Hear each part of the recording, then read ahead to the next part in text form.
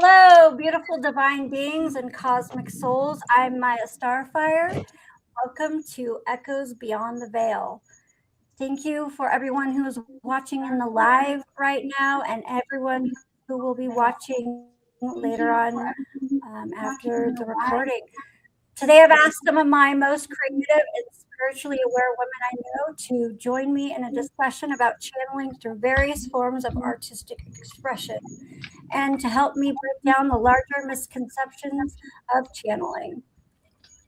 And we'll be discussing how these different forms of expression have helped these creator beings to heal, speak truth, read energy, guide, teach, nurture, flow, open their minds, evolve, and much more.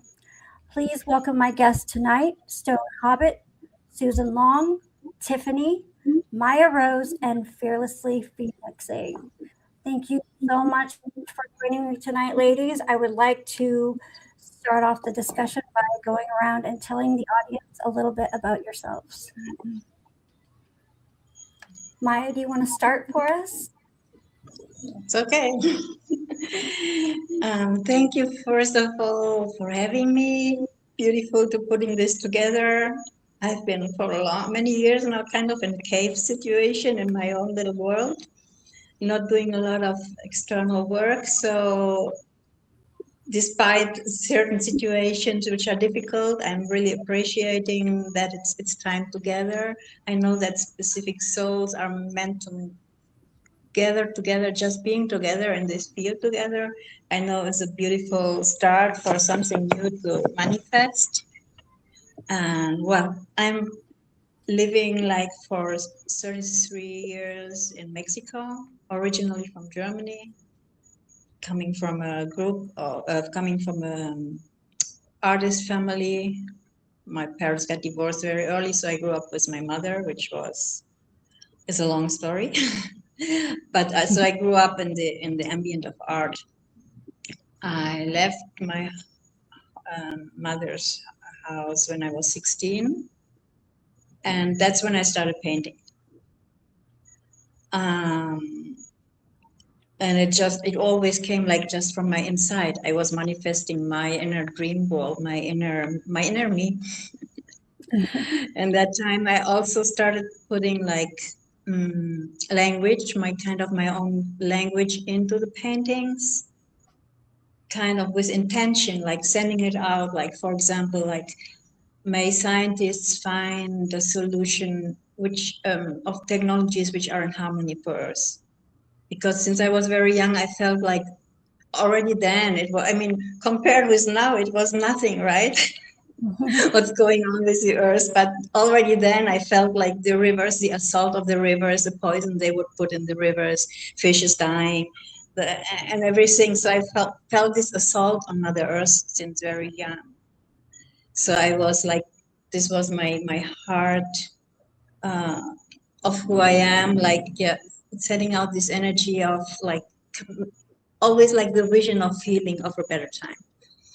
And also since I'm a kid, I always was, when I was playing, I was like talking in my own language, kind of like playing, being, for example, native Indian, and I would like have my error and so on, and like playing in, I was like this Indian little girl, you know, so running around, and I was talking in my language then.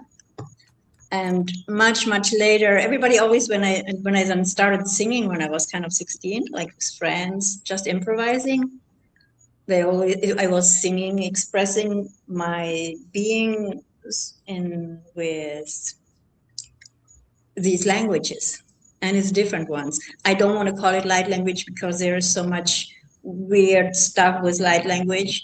Yeah. And actually it was like, sometimes it's, when people ask me, it's sometimes it's ancient, different languages. It's some, for example, I was singing a goodbye song to some visitors I had, like, which came from Israel. We like holding hands, and I sang like a blessing song, a goodbye song. And when I finished, he said like, "You're kidding. This was just, you were saying like the Mayan, I don't know if you know this Mayan expression, I am you, you are me," kind of like this meaning. and it is in Hebrew in that occasion.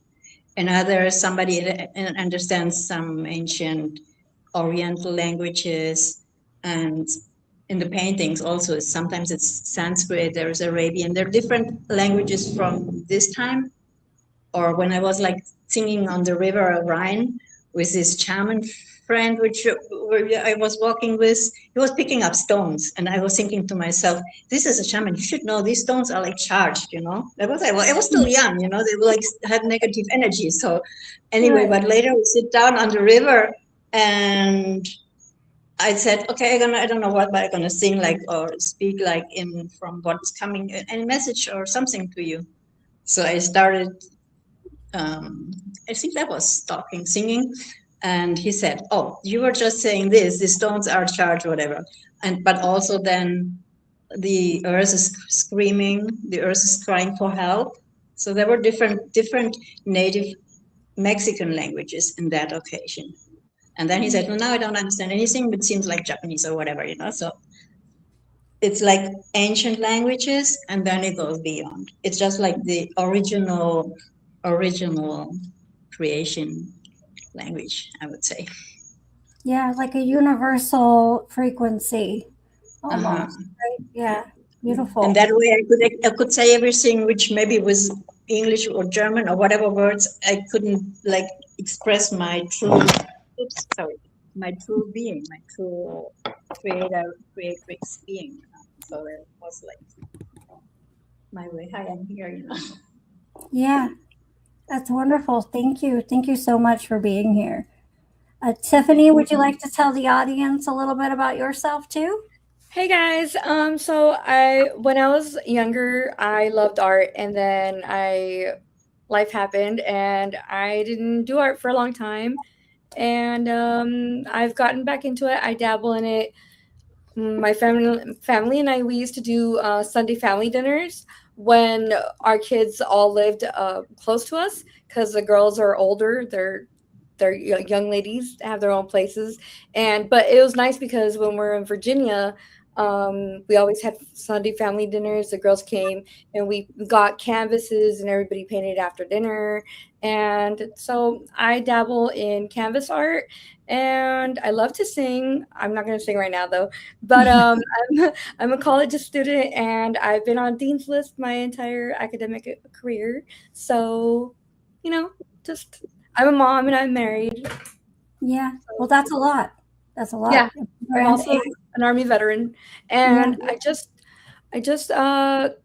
I had a session with Sean Bond, and he confirmed that I was in Montauk, Okay. and I have some memories, so I'm on my journey to find more information on that. Nice. Wonderful. Thank you so much for being here, Tiffany. I really appreciate it. Thank you, ladies. Susan, would you like to tell everybody a little bit about yourself? Let me see. Contactee, abductee. I've been a psychic medium, remote viewer since I was a little kid, and I have all the clairs. I'm a folk herbalist.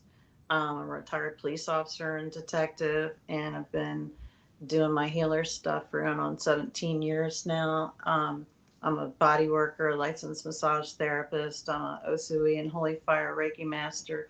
I do quantum trance, hypnotic regressions, cranial sacral fascial therapy, Gillespie approach, and a lot of other things, because I worked with a lot of sex crimes victims, and that's my focus going into body work, is getting people out of pain and out of trauma. Yeah, absolutely. It's wonderful how you. And then so I think all of us make art and do art, and I Uh-huh. have that too. Herbal stuff if you want to see it later. Yeah, yeah. I definitely do want you to show that off. It's like a coalescence of warriors and healers. There's like each of us has like a different aspect in us that have that warrior and healer and protector. So yeah, thank you so much for being here. I really appreciate it. Stone, do you want to tell everybody a little bit about yourself? Well, I just want to apologize first. Okay, and I'm not going to take accountability for your psychology bills. Yes, I am a bit of everything. Okay, I call myself a bits of bloody everything.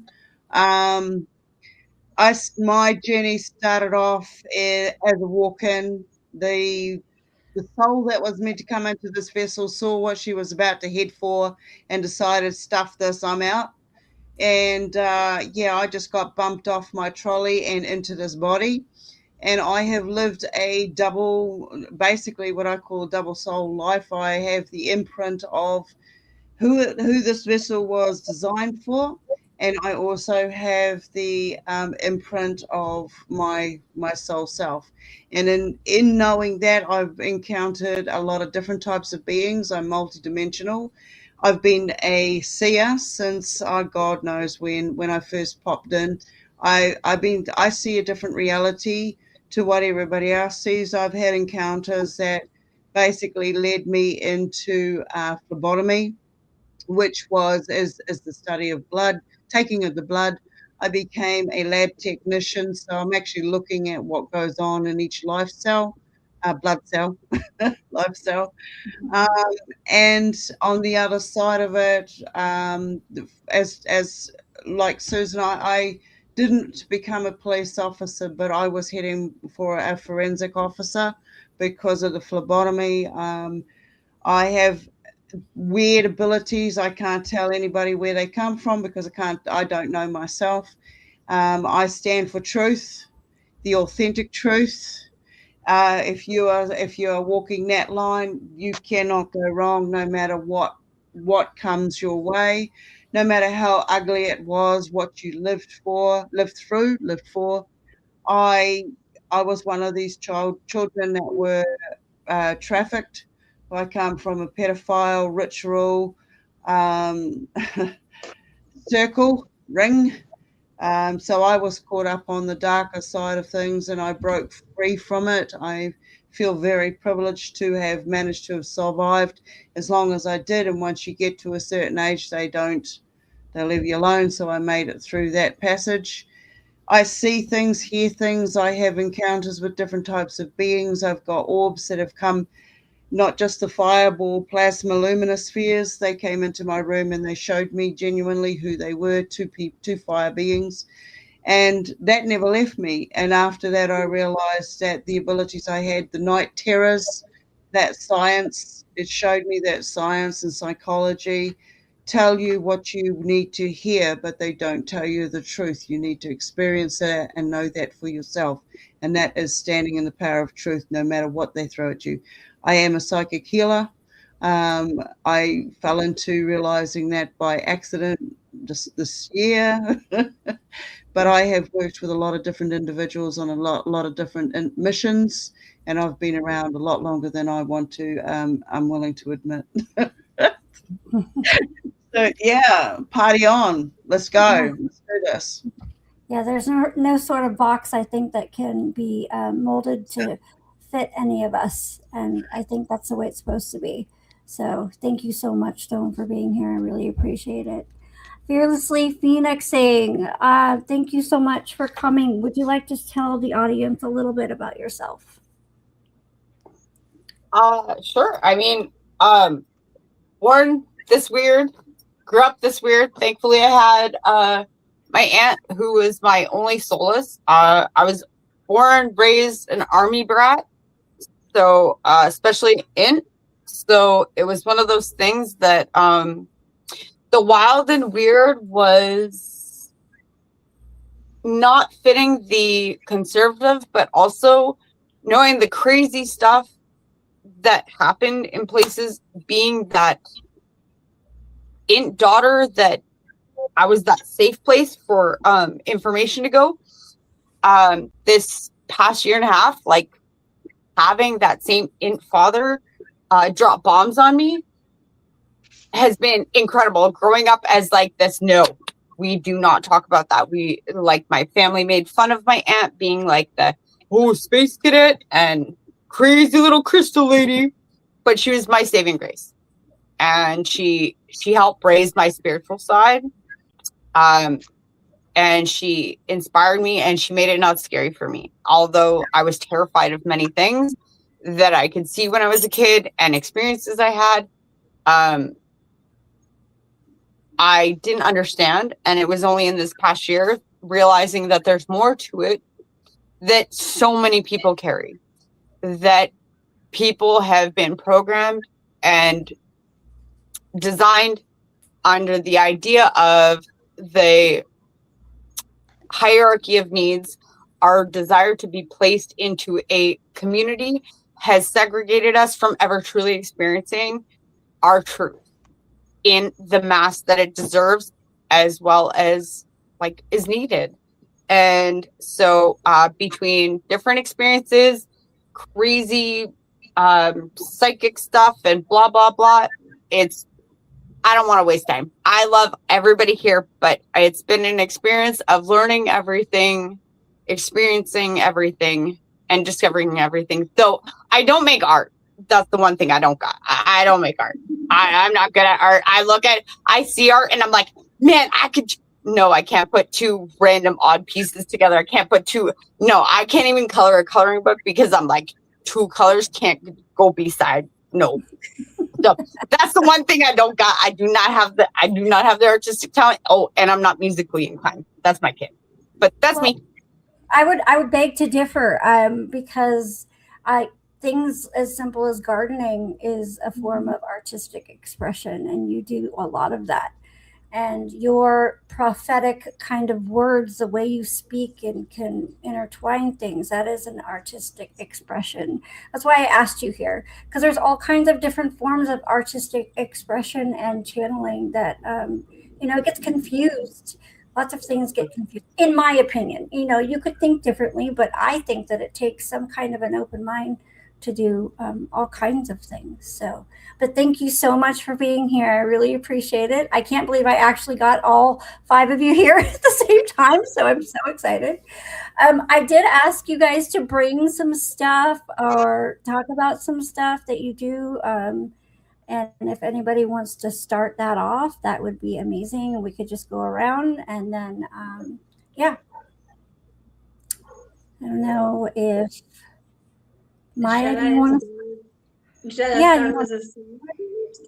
Shall we try the interference with a sound? Because that's also my true expression. I'm not very good in words too, of who I am and what I do and whatever. But music has always been like the way to express the best of me. Although it has been a little bit hijacked since COVID started and a lot of attacks have come my way, but I'm still here.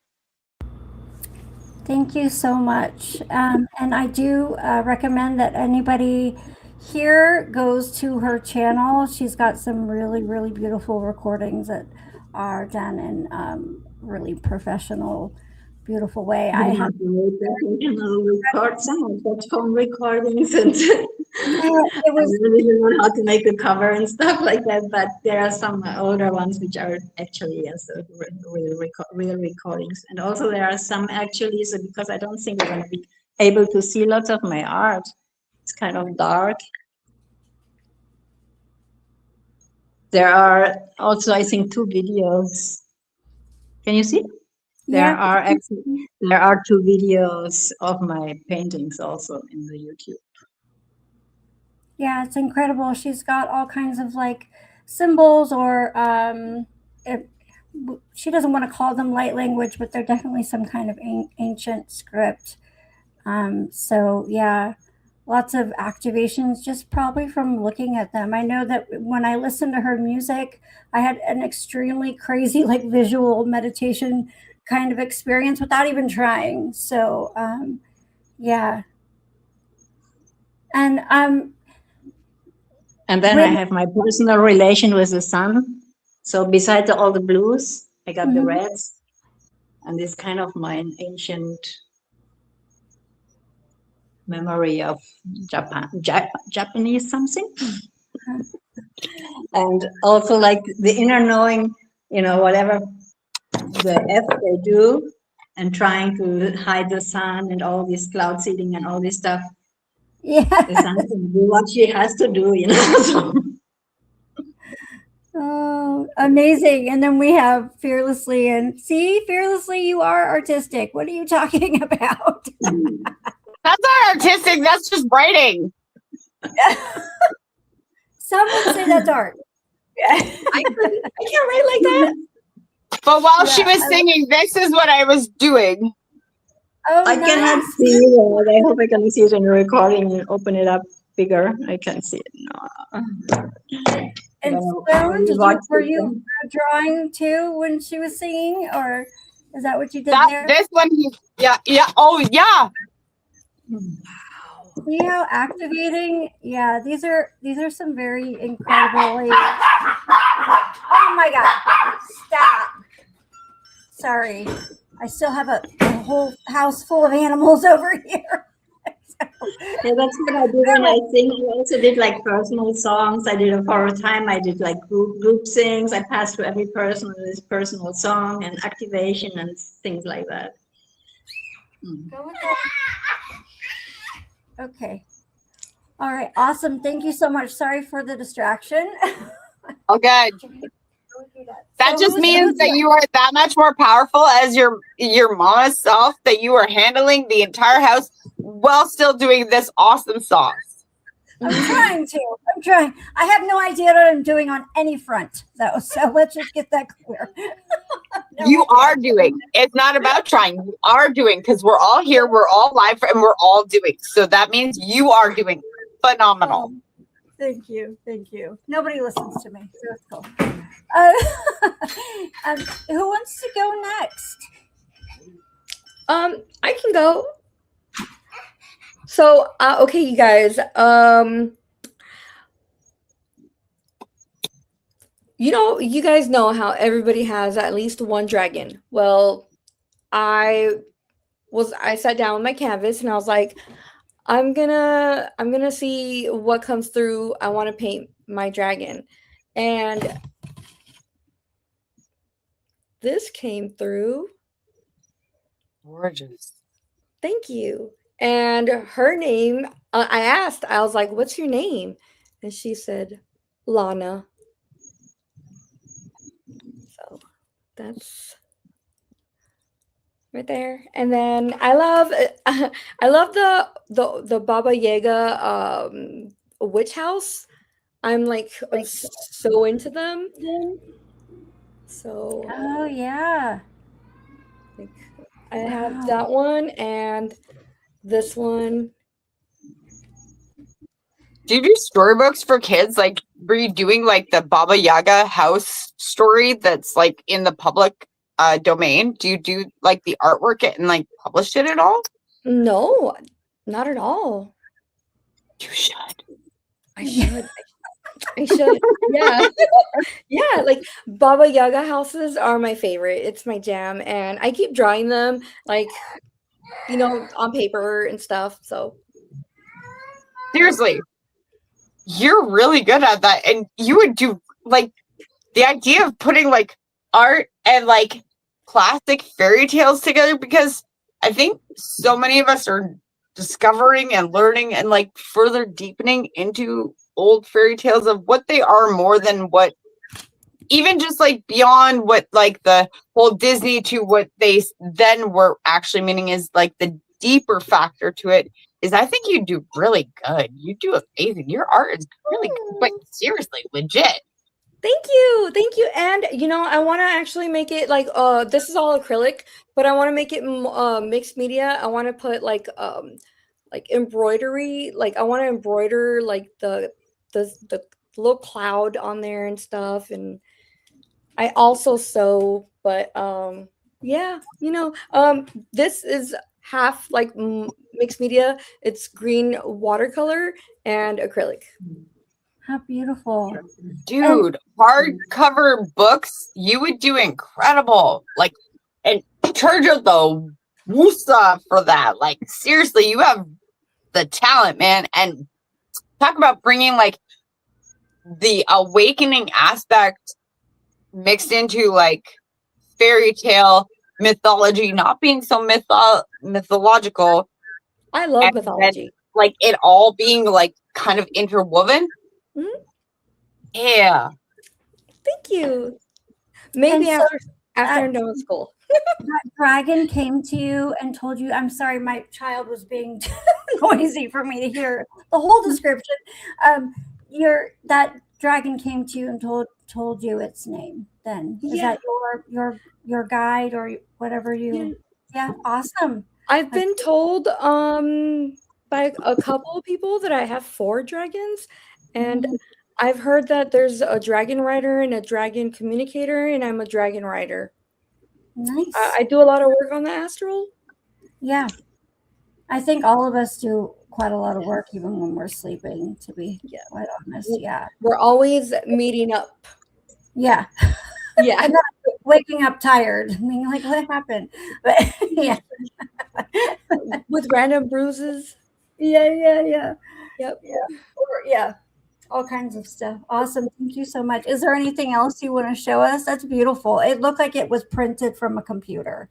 Thank you guys. That's all I have for now because I'm a full-time student trying to maintain a household, my husband, my kids, my sanity and grades. Sanity. Legit, you're a hero, man. You are an inspiration. Trust me. You are a hero and an inspiration. And actually, the very first time I saw you, I was that person who was like, by chance, do you have Ehlers-Danlos? Do I have what? Ehlers-Danlos? I do. You asked me. That's right. That was me. That was me. What is that? No, wait. Right there. You see that? Oh, okay. Oh. When I was in the army, I had to like relax my hand to salute. Oh. Oh yeah. Like, Wow. How like that, lock your arms, and you're like, I am locking my arms. Yes. My son is Are like you a that. dancer? Phoenix? I don't know how you pronounce your name. Phoenix, right? Are you a dancer? Dancer? Do you like to dance? Dancing? You love to dance. I do. Yeah, you look like you're dancing. I forgot to say that also because you don't. That's your art. It Your is, and manifestation. I've avoided it like the plague for the last 2 years. Yeah, I haven't been dancing a lot too because it has been difficult here and everything. But yeah, I'm missing it, and I will dance again. I will rise again and everything. It's another way, a beautiful way of expression and moving energy. It's very healing too for yourself and others watching. So you should do it more, unless you don't want to do it. But you know. Well, thank you so much, Tiffany. I appreciate you showing us your art. Thank And you. does anybody else want to go next?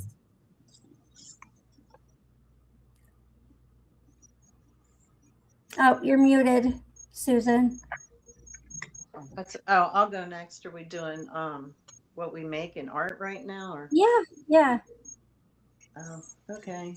Well, I used to draw a lot of faces, but I've been doing more of this kind of stuff lately. Oh, wow. That was shoot.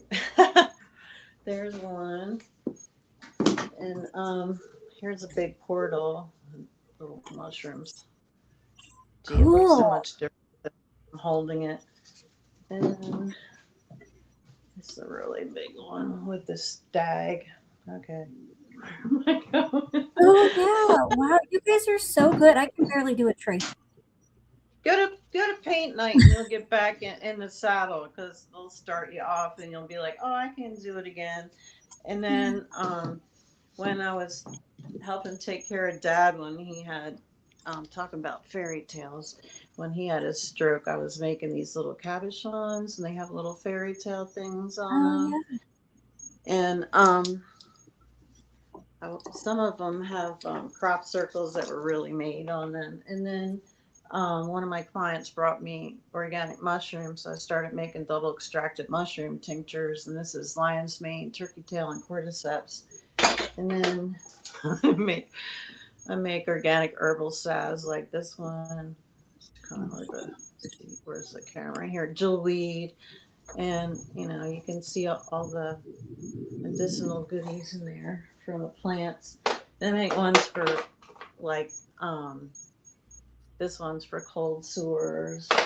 This one's plantain yarrow and comfrey. It's really good for wasp stings. I got stung by wasp when I was lighting them. I didn't even see it. It was on one of the buildings in here, and I thought, oh, I just made that stuff. I'll put it on there. And I put it on, and I forgot I had a wasp sting within 5 minutes. So I was pretty impressed with that. And then also doing, and then I was reading some stuff. This was like 10 years ago now, maybe, about how putting certain crystals together will keep you from having as many migraines. And so I made like Oh, these chandelier ones, and these have rose quartz, amethyst, um, sugar light, and lapis lazuli. And then there's a little lotus flower on the bottom. But it actually made me have less migraines wearing those crystals next to my head. So I made them for some of my clients. Like a lot of stuff is just something like a client has need for. So I'll end up teaching myself how to make it. like here's silly little stuff I was doing. It's a mermaid, and it's a bookmark. And then yeah. there's what's this, ocean jasper. I put those beads on them. And then there's another little what do you call it, seahorse, things like that. And then I'll Reiki charge stuff for people, and just oh, and then I made these. I got these really cool Egyptian ones too. I need to polish this one. But if you look, this one's got malachite on it, and I cut the whole bracelet. But Isis is on there. There's a pyramid. There's Sekhmet, and I think Cleopatra's on that one too.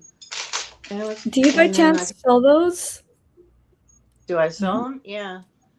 And then I put in out. This was my Lost in Space one. This is just stuff I was doing when I was helping with Dad because I was bored. And then it has a space nebula that I made on it.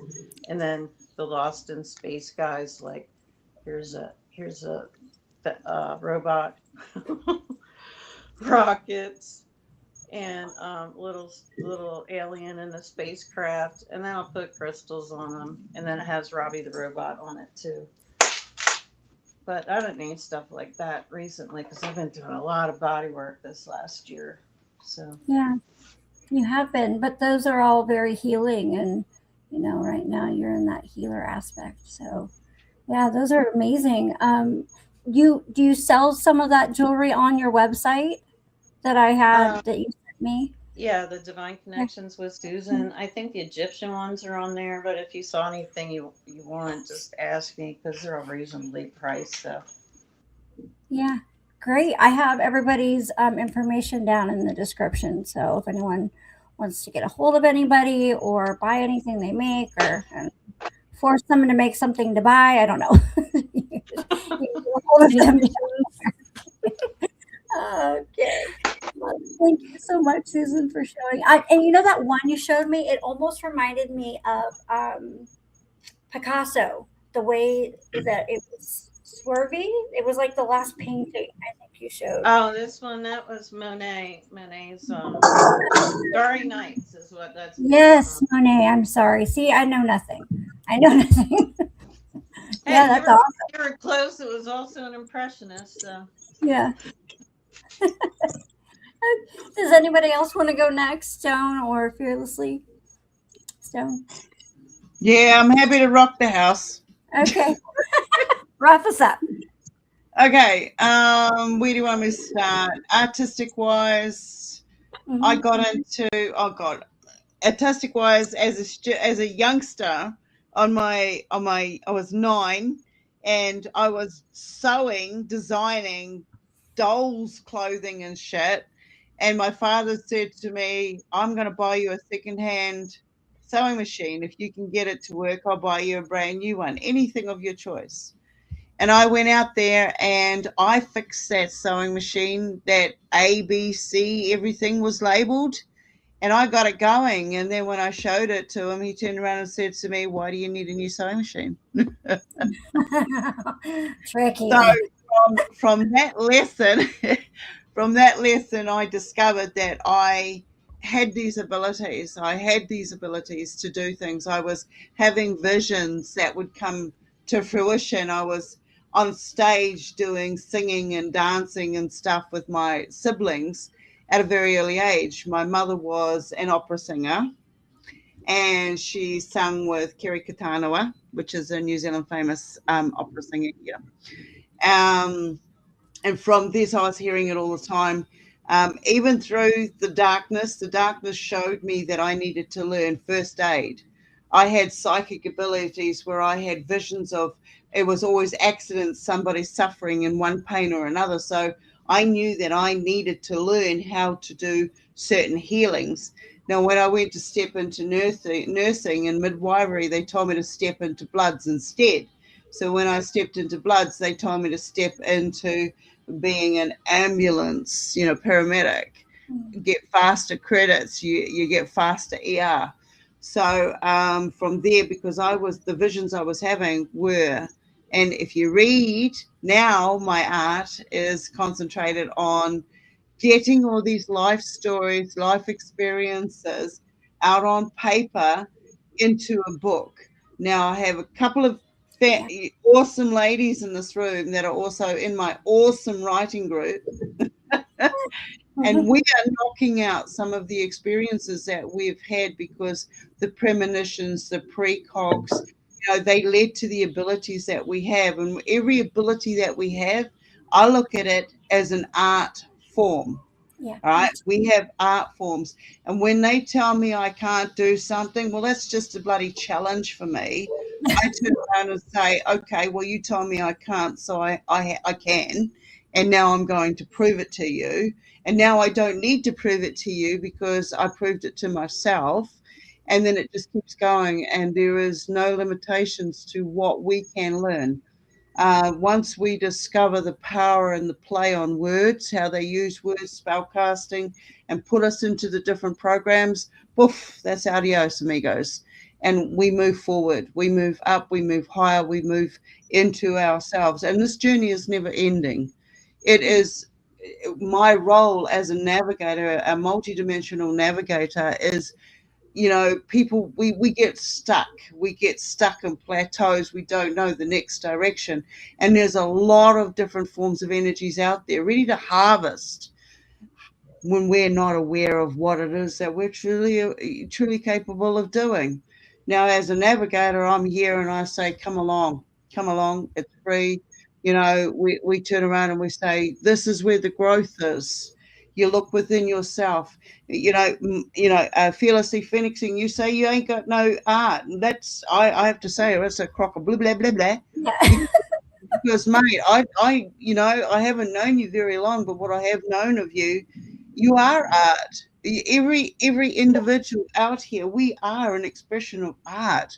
We are an expression of energy. And until we take accountability and say, yeah, blah, blah, blah, blah, blah, blah, yeah, I am, then we start stepping into our power and saying, hey, look, man, wait on. I don't actually appreciate the way that you are delivering your energy to me. It's not effective. And you start recognizing the work that others out there need to be doing where they're at on their levels, but it's not our role to turn around and tell them, blah, blah, blah, blah. Thank you for showing me your true colors. But, I can see where it is ours to stay in compassion, stay in authentic authority. And that means staying in your true self and your truth as you know it. But for me, I always say to people, I allow myself that 2% because I can't tell you who I truly am. So therefore, don't expect me to tell you that everything I know is 100% because I'm allowing that 2% gap for me to grow. Okay, that's my growing. So what I know today, I know tomorrow. There'll be new material that come in and it'll make me grow even that much further. And this is what we are. We are forever advancing. All right. We are forever empowering. We have such energy within us, and that's why they have to do all of the little games that they play out there to try to program us, to try to emotionally harvest us. Once we learn the basics of the fact that every emotion equals harvesting point, and so it doesn't matter the emotion that's been provoked, that is, we understand it. We understand what they're trying to take from us. And I see all the scenarios that we've all been put into coming from a very dark background. I could see what's happened. I can see it on multi-generations that's happened. And, I turned around and said, no, that's not happening anymore. I stand up. I am who I am. And I couldn't be who I am because I had to be in the programs. I had to be this wife for this person or that person for that person. And, eventually with borderline personality disorder, hey, mate, bring it on. Whatever label you want to throw at me, I'm absolutely sure I have it. And I'm absolutely sure that every one of us here experiencing this generation that we're in has something. And I just look at it as everything we has in it is a form of expression. Once we allow ourselves to freely express the words, the feeling states, the emotions, everything that we actually got shut off as children, then this whole place will change around. And that's a power that they can't fight out there. And I'm here as a navigator because, I know that I've gone through the stuff that I've gone through hasn't been a waste of time. I am a healer. I have had different forms of shamanic journeys. I was that person who didn't know there were labels attached to the abilities that I was able to have. Right, that I was, if you want to call it, gifted. I don't have a belief system. I allow a growth system to take place. So that's what I'm here. My healing is that I do work in different medicines. The plants talk to me. I can go up to somebody and go, okay, this is what's telling me you need, but I don't tell them that's what they need. They have to come to me with the telling bone. Okay, I'm the Stone Hobbit. That means small stone. Small, I am that small voice, but I have the medicine because I'm closer to the earth and I listen to what the physicals need. And so this is me. I am multi-dimensional freak of nature. All right. And if we don't laugh at the BS that is out there, we're not going to move forward. You know, you have to be able to move on, see it for what it is, and move forward. We have this opportunity right now to say, no, we don't stand for another's limitations. We don't need to understand anything anymore. We understand who we are and that we can grow. And by understanding, you're not understanding somebody else's shadow of their stuck states or their limitations. And by doing that, anything that comes your way, if you want to learn it, right now is the opportunity that we have with all the different forms of technology. Even if we don't like it, as much if we can feed ourselves with the information, we can grow, and we are the energy. We eventually won't need the internet. We are healing, and all you got to do to heal yourself, heal thyself, is to believe in yourself, because you are absolutely amazing. All right, and that's me. Yeah, I'm out. thank you. Yeah, and that you speak so much truth and so much wisdom. The amount of stuff that they do to us coming at us from all sides. I mean, how powerful are we? Like if they have to do this much to us, yeah, then we must be extremely, I mean, beyond measure. And it's funny that the things that like art and dance and music, oh, you'll never make money in that. That's nonsense. It's the first thing that gets cut from schools. And there's a reason for that too, right? They don't want us to believe in ourselves and dive into our creativity, because the deeper we dive into our creativity, the more we realize that we are creative beings. Yeah. And when we create, I mean, worlds, scenarios, possibilities, just in the little things that we do. So, yeah, I appreciate you so much. And I appreciate the group so much. I've learned so much about myself and everybody in there, and past things I didn't even know was there. So, you know. And Fearlessly, did you want to share anything that you do or create, or you want to talk about it, or? I actually just I remembered something, but I don't know if it would be appropriate, but it's not anything to do with me, but it just that something that you just said triggered it in regards to, and forgive me if I start in and you say no go, please don't feel afraid to say no go to me, but it's something that I wanted to quickly share, was that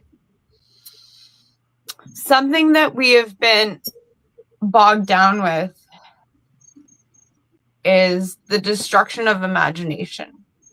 And we have been given so much through little bits.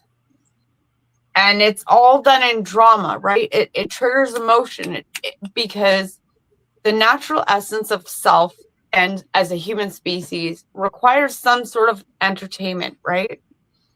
And if you look at what we had as television before, and then we look at now what the main programming is for, not programming as in television programming, but what people are consuming for programming, is that there is enough of that our imagination allows us, we're being given this much of our imagination to work with, which is that we figure out that we make up the story that Brad might get with Jill. But anything besides that, they cap that. And we're in our imagine. Oh, I don't know what I just built on myself, but and our imagination is being capped, and we're given enough bite-sized pieces so that we're stifled, because it's what sorry, now that I've dumped something on myself, I have no idea who said it, but somebody had mentioned about our imagination And it's the fact that our imagination, like the fact that image in motion, right? That's what imagination is. And so the fact that they're ensuring that they give us bite-sized pieces, but always enough so that we only fill like a small gap, almost like when you do one of those quizzes back when you were a kid, where it's like, put in the period, put in the comma. That's the level of our imagination that we're given, because they do know that our imagination is so freaking strong, that our imagination, the moment and I think this is where we get really caught up in it, is that we get caught in this like idea that we have to visualize. Visualization is incredible, but the concept of what we have been programmed to believe as visualization, which is why aphantasia has taken off like our like, woo, because people are like, well, I can't see anything in my head. But just because you can't see anything in your head in an image or whatever doesn't mean you can't imagine. You may not have the imaginary friend that has the perfect silhouette in front of you, but maybe that causes you to have that clear essence of knowing within you that no matter how much you want to disbelieve in all the powers that be within us as the great incredibleness that is us, we all have intuition. And if anybody wants to just like, with all their crazy rigmarole of like, no, intuition is bad, it is against this, or like straight edge and narrow, is that just knowing when you should go pee before you pee yourself is good enough intuition that you are listening to the sensations within you. Now you want to go a little bit further and say like, hey, I can feel things outside of just having to pee myself instead of peeing myself, and that's cool. But the reality is you know when to take off a sweater when it's getting a little too hot. You know how to go pee when you're going to pee yourself instead. You know, is like our sensations. We know when our spouse or our roommate or whatever, our friend is just being like, not in the same mood. These are parameters of our senses. And I think that our imagination has been projected into an idea that imagination is a storybook characterization of things, when really it is just an image in motion, and an image in motion does not need to be defined. Because we were listening to Miya, and you had mentioned that you instantly got like a visualization of like, and the way you said it, it projected into my head of a meditation that is visual, right? Yeah. And she didn't say anything. All she did was play. And so that means that our image in motion can be our senses, our hearing, our feeling, or just our knowing. And the greatest sense we have is knowing. And anybody who's been like around people, you don't even like, I was gonna say as a mom, but like even just around people, you can feel when somebody is being a dink and everybody's like, oh my god, and you're like, dude is so being a jerk right now, like how do you not see? But it's because there's that image in motion that we are feeling. And I don't know, I went down a rabbit hole, I'm sorry, I dumped stuff all over myself and it is everywhere. And I'm wearing a white shirt. So well, tie-dye it. I like my butt is soaked, my shirt is soaked. So I have no idea what I'm talking about. But imagination key, yes, awesome. Whoever was talking, I lost my train of thought. ADHD brain wet bum. Love you all. I'm so good. Yeah, I totally agree, Fearlessly. I think people get caught up on like, well, I can't visualize in meditation, so I can't do this. Well, it's not all about that. It can be a physical sensation or that inner knowing that takes you to greater heights or imagination. We don't need to get so stuck on rules per se. I think that's part of the problem of of people and the world right now is we're stuck in these rules. You keep trying to shove us in these boxes that we're never going to fit in, and we're never meant to fit in, because we're expanded awareness. We are expanded multidimensional beings, which means we have innumerable sides to us. So yeah, I got you. I think most people watching right now got you, and everyone on the panel definitely got you. So sorry about the drink, though. I thought maybe a ghost came out and popped you or something. Didn't know what happened at first. So I was like, oh I no. got too excited. I'm known for it. I get too excited, and I'm like, oh my god! And my arms flail, and things go flying. So. And Stone, I'm so sorry you got off on so many deep topics that I forgot to see if you wanted to do your voice singing thing. Did you want to do that or Oh, look, I just go with the flow. You know how Okay. it is with me. You got no need to say sorry to me. We don't need to say sorry. That's somebody else. It's my bad habit. Right. Yeah. No. Once we've done our thing, if you want me to, I'm quite happy to. Okay. Let's hear it. Okay. I think it's extraordinary. So recently I discovered that, I growing up in the 80s, what people were talking about to me was called gibberish. And in some places it was called light language. And then in like the 2020s, I was introduced to light language, but to me, I was hearing gibberish. And I'm like, oh my God, is this what I was learning at school? Because I'm not getting anything from it. I'm not picking up any, senses. When you talk about when Fearlessly Pheonixing was talking about senses and stuff, I've become very, I don't know what it is. I don't know the terminology, but when I see symptoms, senses equal, abilities that we have, frequencies that we can tune into. These are communication ports. And at the same time, the senses that we get from whatever it is, the reactions and the smells and frequency, and, that's communication. That's letting us know something's changed and we are taking notice of it, even though it's not registering up here what it is we're taking note of. But at the same time, I look at senses as one of those, it's a hijack port.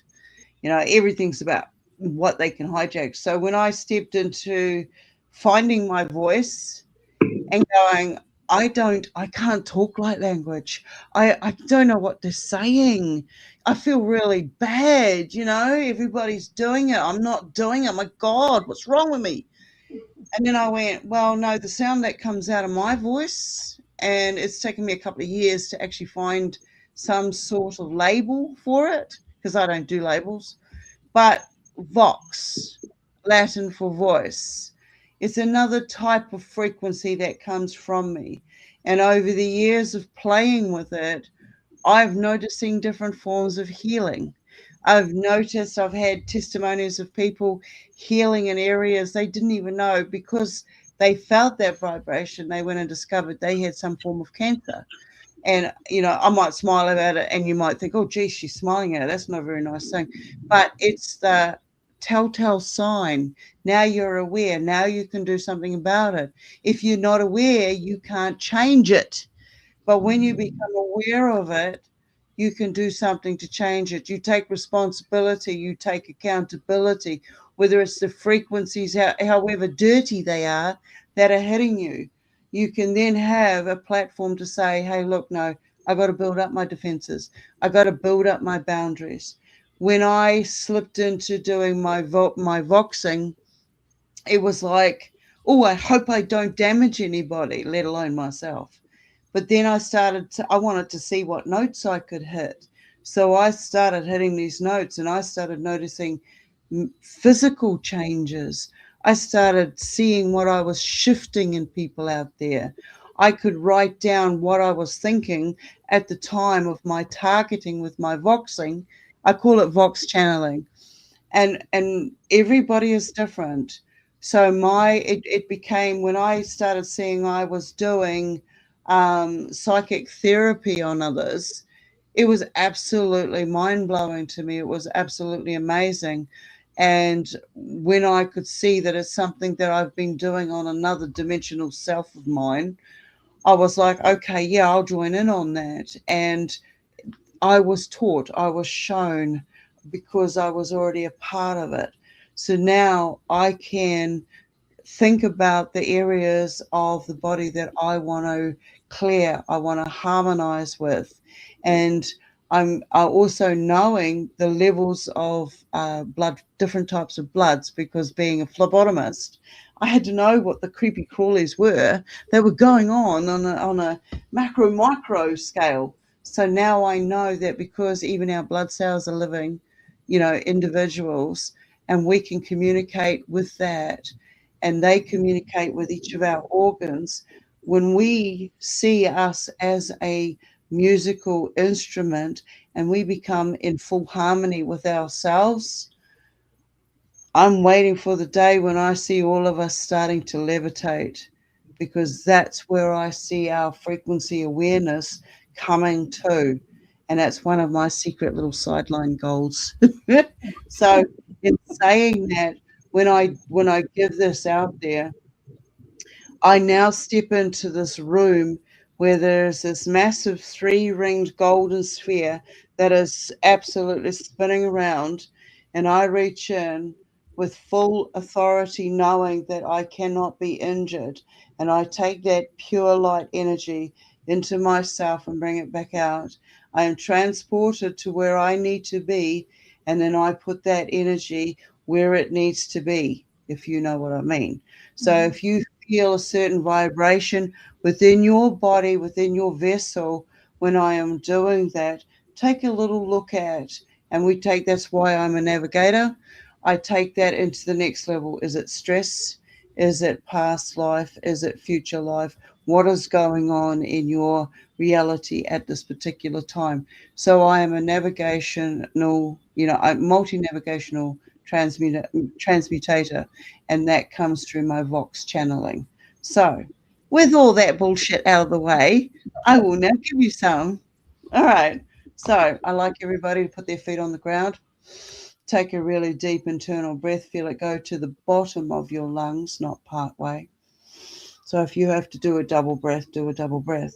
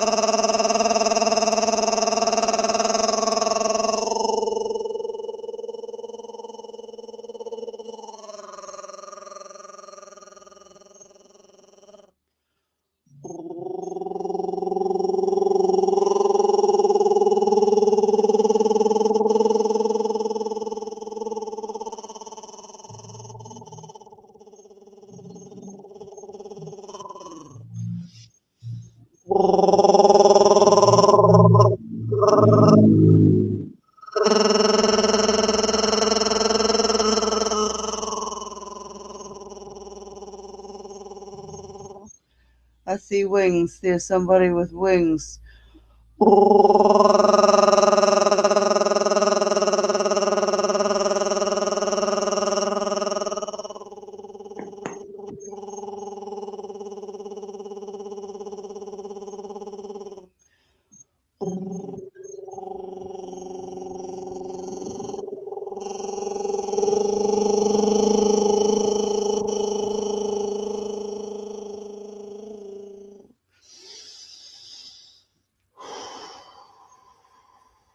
Round.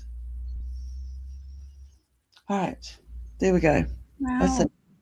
Amazing. Thank you. I felt that in my head and then go all the way down to my feet. And then it would like come in and come out again. And I saw like little gold flecks. Thank you so much. Thank you. You're welcome. Yeah. Usually, eyes- I'm the one doing the healing, like for people. I also have the same experience. Sometimes they heal from physical, something from emotional stuff. It's wonderful to receive. Absolutely. Welcome. Yeah. Well, while you were doing that, my eyes, they were vibrating, and I saw like a central sun, and then it split into two. That's Nice. good. Yeah. Amazing. Thank you. Yeah. I haven't seen the wings before. That was something new. All right. And so I'm like, okay, is that like something that's coming in from somewhere else? Or is that someone who's trying to leave and not ready to? So it's like, well, you got to do whatever you got to do with the energy that I give you. I'm not responsible for what comes of it. So yeah.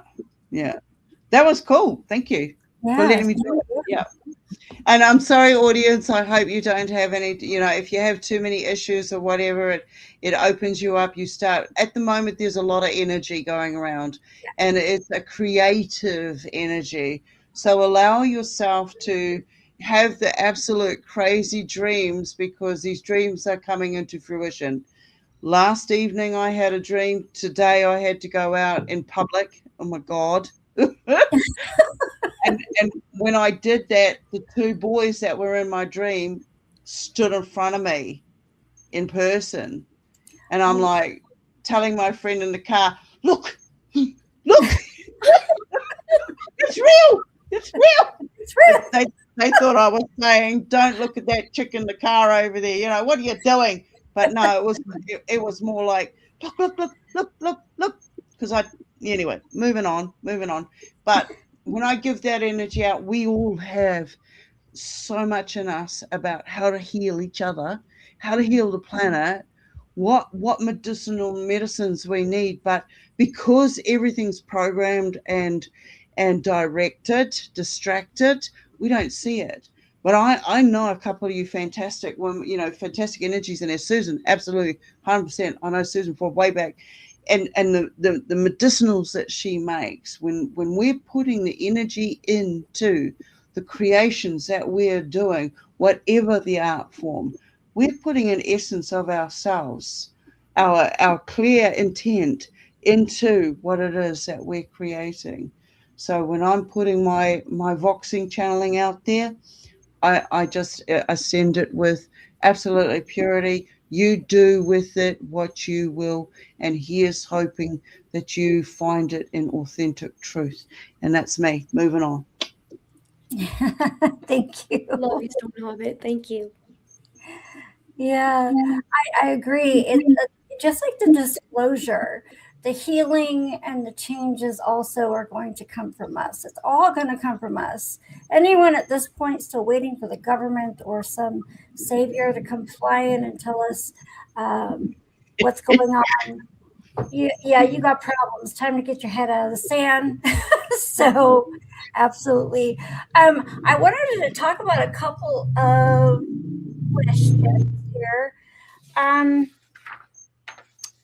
There's a kind of I don't know, the AI subject. So, with the expansion of AI, I feel it's imperative to continue to create with our minds and our hands as much as possible, so that we don't become completely reliant on the AI and actually lose that piece of us.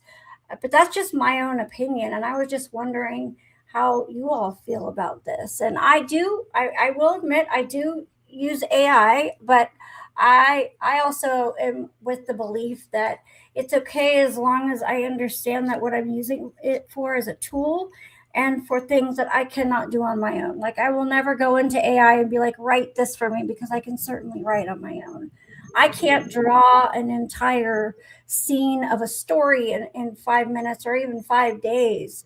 So, but that's my opinion. I wanted to hear what you ladies had to say about that.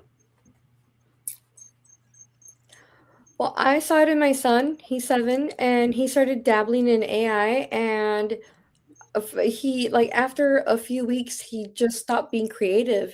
He couldn't even draw a car when his sister asked him. And so he had a breakdown. He said, I can't visualize it. And so then that's when I told my husband, like, we got a problem, and we got him off of it. And now he's back to being creative. But I also saw there was I believe it was a peer-reviewed medical journal, and it had MRI scans of a person that uses AI for everything, and a person that doesn't. And their MRI scans, the cerebellum, the little brain, was the only thing that lit up in the person that uses AI for everything. And that's like for your basic, like that's your reptilian brain. That's where your basic like functioning like level like things are. And the person that doesn't use AI, their entire brain was lit up. So, I mean, the proof is in the pudding, I believe. But I agree with you, Miya. I agree. We can't come up with the masterpieces that you come up with, like, because it would take forever. Yeah. Yeah, I agree. And that's just more proof that they're just trying to get us back to that reptilian brain state where all we can think about is survival and fear and eating and sex or whatever it is that the reptilian brain does. I don't really know the logistics of it all, but Yeah. it seems very so that's even more proof. Yeah. Yeah, it's like basic survival. And Arkeem Ra, I don't know if you guys know about him, but he's been warning people about AI for years. Yeah, He's seen it. There's some I scary personally don't use it. I What's that? personally don't use it. And I'm absolutely anyway not a tech person. I mean, I press the button here and I lose everything anyway. So I just use my phone for like the basic listening to video, talking to my kids and so on. So I'm just like, maybe I'm coming from the time when we still like sit around fire. So Yeah, but and I that's still love sitting around the fire. I really love doing physical work. I love gardening. I love doing things with my hands and in real life. And I don't mind if anybody puts like you yourself, like on the foot, how do you say that? The thing on the video on the page, using that. I don't think that's so dangerous, but and I think there is a good use for it. But it's like walking on the, how do you say that, on the thing of the knife. Oh So yeah, or on like everything a everything has its place, and it always depends the use, right? Not to get absorbed and stuff like that.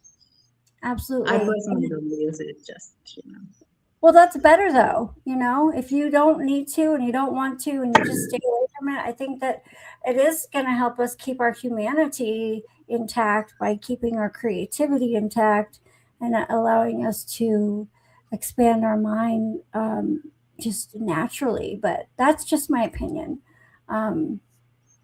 Anybody else have an opinion about it? So I just wanted to mention, there was the mentioning of keeping us in the reptilian mind of survival. What I wanted to point out is that what often is missed is that there's two different versions of survival. And what we are currently being put into is the parasitic survival.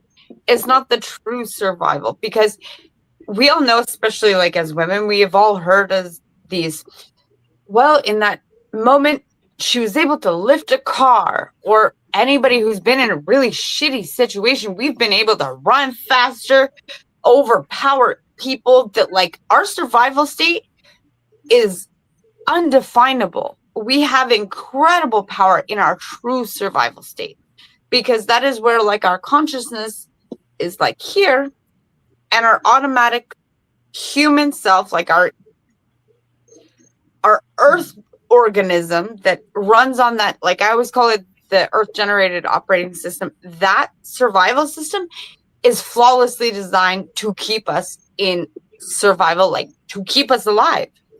Which is why when we've been in a bad situation, someone even does us wrong, and all of a sudden you're like, you can't do that, and now we're like, take back our power, and it's like a matter of our survival. We are powerful. We are limitless. Why? Because our true survival in that essence is limitless, and it's amazing, and it's true survival. Parasitic survival is the polar opposite, just like how we have like yin yang or minus 100 and plus 100 is like we're on the opposite side. So we are in survival, but it's in the parasitic version where we are caught up in the mental aspect of things. It's why we see the same hormones being excreted, the same aspects of our body going through the same situation as if we were to see a bear on the trail and be like, oh crap, we need to figure out life or death. But we're actually sitting there waiting to do a presentation. But we're not going to expel that. We are going to be sitting there because our life isn't actually in danger. And it's going to cause this like feedback loop that is going to cause the anxiety and everything like that, instead of like the expulsion of it that we would if that bear was actually there and we were like, oh crap, that is peace out, right? And so I think that like a lot of it is coming down to that, like with the AI and everything, is that, you know, a lot of people talk about like the different aspects of critical thinking and so forth, is that if we can be dulled down into the lowest state of our parasitic survival,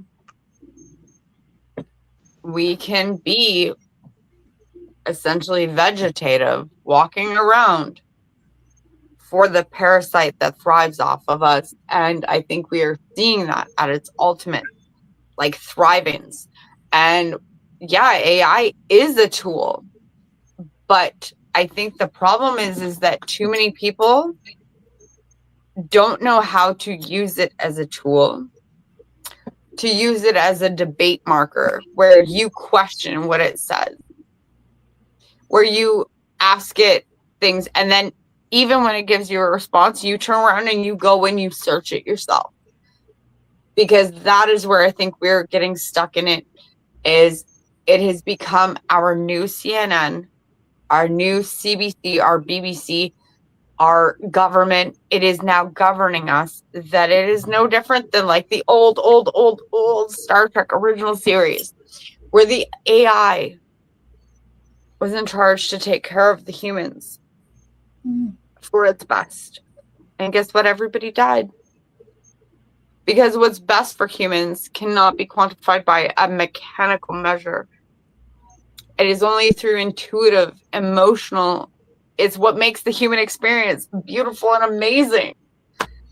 And I think that as long as we don't realize that the parasitic state is in essence attempting to thrive beyond all belief, but I don't think humans as a whole know how to expel the parasite with expelling the point of a whole reset, which we don't know how anymore, how to survive as a society. Yes, there are many amazing people throughout society, and I really recommend people to look into bushcraft, because it's not about survival of like 72 hours. No, bushcraft is about being able to live off the land. And I think that's imperative, because if the world, even if just the sun decides to be like, yo, bro, we're going to send out this and everything goes, is that or 72 hours where you pack your bag, where because there's been an earthquake or even just your power going down. I recommend people look into bushcraft, gardening, learning how to live and thrive off the land, so that they learn the exponential aspect of AI being a tool, not the tool. And that's the biggest thing, because I think it's currently using so much of humanity as the tool. And I think humans that are using it in return are using it as the tool. And don't get me wrong, I love AI. I love arguing with it. It is my favorite thing to like. I love arguing with AI. But, and I love how I catch it in its gaslighting. Really love that.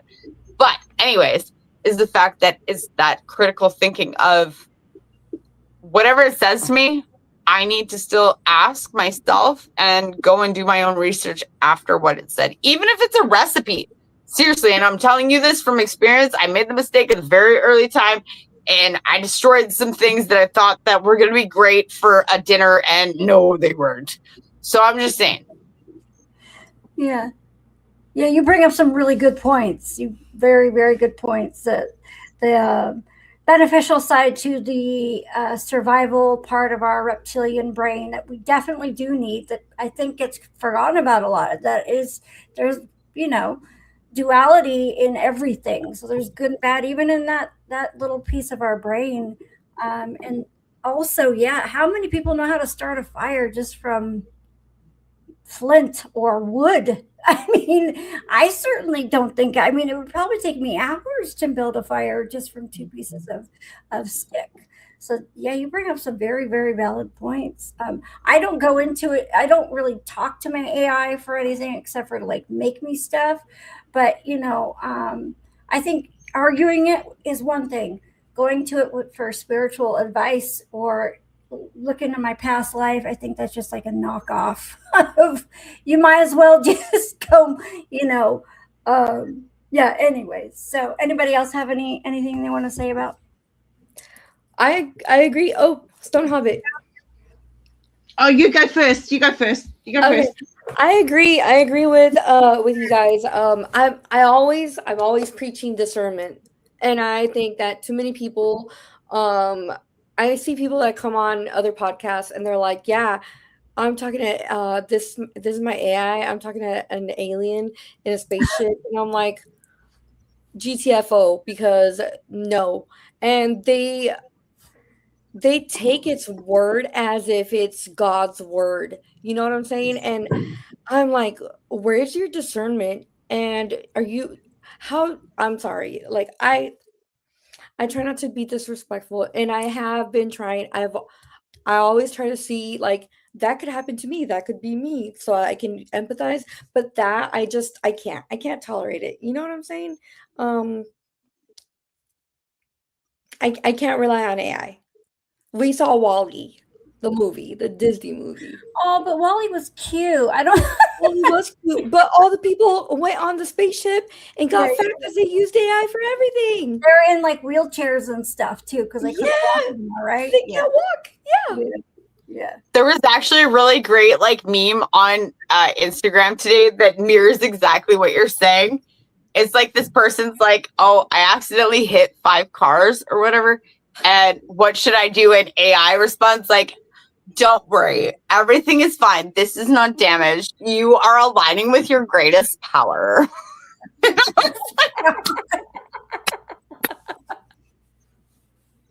Always positive. Yep. Sorry, I just had to tell you that. People don't understand that AI is like, what is it?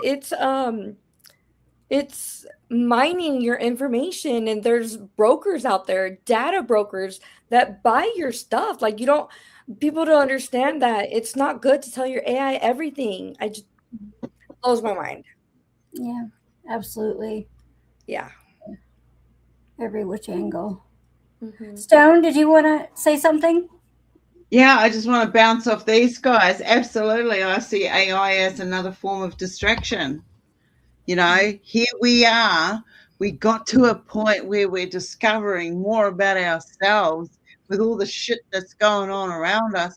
And then they throw in AI saying, oh, we can help you. We can be your best friend. You don't need this or that. You just need us. I don't like AI. I won't use it for my writing. I have discovered, even though I can sketch and do art with charcoal, I can't get the images out of my head of the experiences. But when I put it into AI, it brings me that step closer to actually what I experienced. And I'm like, wow. And I'm also very cautious because it's mining us, it's mining our energy, the hours we put into it. It's mining what we are creating, what we say to it.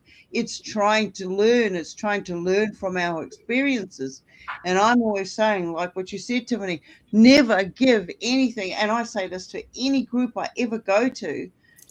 Don't give anybody everything about you. Keep some shit for yourself so that when you are called forth, the real truth will be identified by what you have. Because others start to stumble when they have to try to find the ending for your story. All right. So that's the same with AI. I'll give AI X amount of information to help me create an image. And these images, after 50 years, help me to continue doing my writings of the experiences that I've encountered, and this is the whole art part, is being able to identify what the programming is that has stopped us, that have kept us in stuck states. Once you get out of the trauma state, there's another state that you got to get out of because you don't realize you're stuck in it.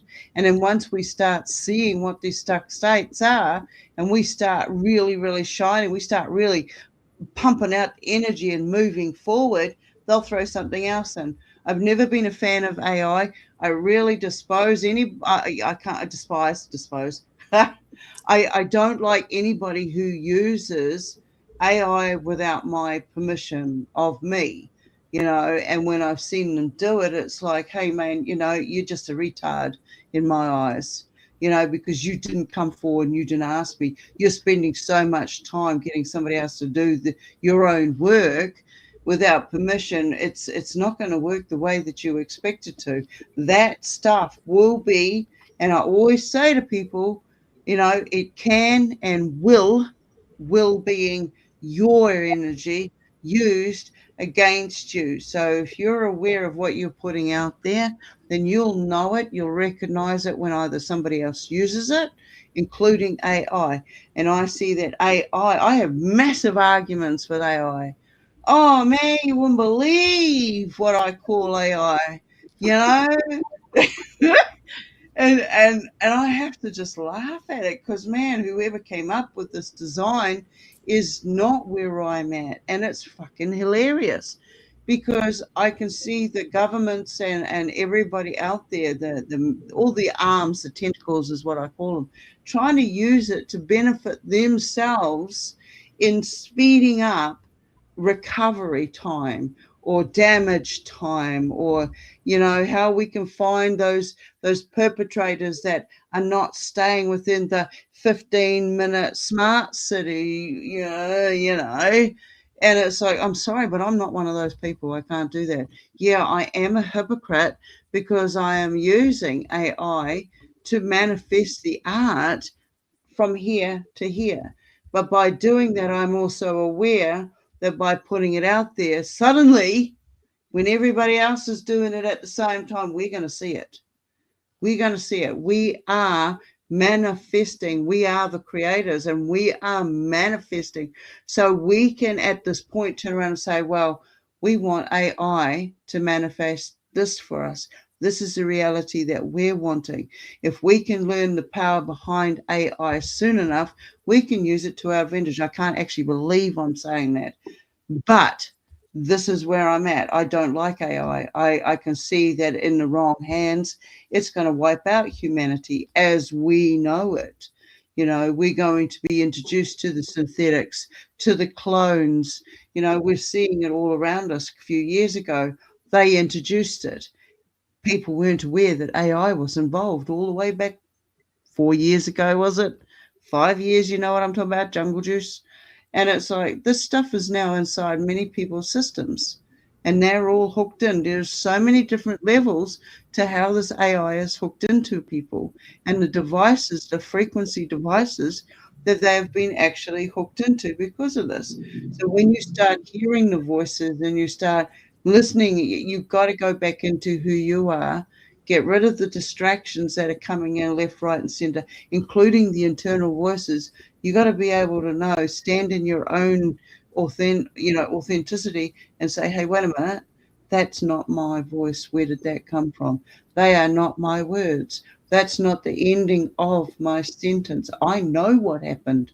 And this is how I see AI sneaking in to everybody's reality. I don't give a flying bat's wings whether they turn around and say it's because of the eighth sphere, ninth sphere, who this designer, that designer. I'm the experiencer in the now. And yeah, thanks for sharing that with me. Thanks for showing that to me. There's more to it. That's where they were. That's where they were. That's their stuck state. That's where they ended with their experiences. But it doesn't mean I have to stay here at that end of their experiences. I'm moving forward. And this is the same as AI. We can use AI, but we have to stay in our authority. Like what, Fearlessly Phoenix was saying. And Tiffany, go out and do your own research. Don't get the golden word from the AI, because eventually, with all the wars and everything that I see going on, I think it's all shit myself. Sorry for my French there, Maya. No worries. But all these wars and everything's going on is to keep us all in a stuck state controlled system. The jungle juice didn't take as much effect on us as what they had planned. So now they do this whatever is going on out there now, upping the prices, upping the starvation, upping the housing, putting us all into these stuck states, static. And we know that this is all fake. We know we don't need to be, prisoners within our own shells anymore. We don't need that. And when somebody else is approaching us and they're in a different state, they're in a stuck state, aggression, whatever, because they cannot deal with the energies that are going on and stuff. To me, they are just another form of AI. AI is, manifesting all these different areas so that the government, and from that government, then it's going to look to be God status, right? So I'm very cautious about how I use AI. I can identify who is using AI when they are. The energy that it takes from me, I limit any type of usage I have with it. But right now, I'm just using it to manifest the artwork. And it has to take it from something that's already genuine in the first place. So, know who you are, know what you're putting out there, because however they use it and twist it around, it can and will be used against you. And this is why I'm saying, when they introduced the form of AI, they introduced our internet, our online credit personalities. So that's where I'm with the AI. So yeah, I like you, Phoenix. Yeah, Fearlessly Phoenixing. Rabbit hole. Okay. Anyway, that's me. Our superpower is the imagination. Yeah. Yes, Truly. absolutely. And And I not was to be talking distracted, to use the imagination. And even if it's just a second, it's not like time limited. It's like we are these creator beings, and sometimes, well, we get busy, this and that, or feeling sick, or whatever, feeling like this sensation of limitation sometimes. But even if it's just like a second, it's a second. You have this connection with the wind, and this suddenly you use your superpower of being the creator, manifesting the divine will, manifesting truth frequency, just like sending it out just for this 1 second, and the knowing that is happening. It floats, it waves, it goes everywhere. And remember this superpower. I think this is like the most important thing we need to remember. Yeah, you bring up a really good point. You and Stone, the superpower is the belief in that we can do something, and I think it brings me back to Peter Pan. You just believe you can fly enough, and you will. I think that can actually happen. I really, honestly, I feel like if anybody could believe enough that they could fly, or float off the ground, it's possible, right? I mean, these yogis have been known to do it, right? How did that happen? It wasn't because they were more special. They just had more time to believe, I think. So, yeah, you guys bring up some really good points. Do you have any opinion about the AI situation, Susan, at all? I like it to make pictures because it's going to take me a while to paint some stuff. And I don't know, a lot of weird stuff's happened to me since I moved to Iowa that I'd like to draw. And a lot of black magic attacks, which I wasn't expecting. And I saw some really weird stuff. But the AI can't even. I tried to get the AI to make one thing I saw, and then it told me it couldn't. And I don't know. The AI is frustrating. Sometimes it comes out with pictures I want, but I don't think you should be writing books with it. And it's just that just strips your imagination totally. If you want to use it to do your spell check or whatever, that's okay, but not to write your whole damn book, you know. So, and Yeah. I'm seeing a lot of that going on because I'm like, how does this person have 20 books out? Oh, they're using AI to write a book.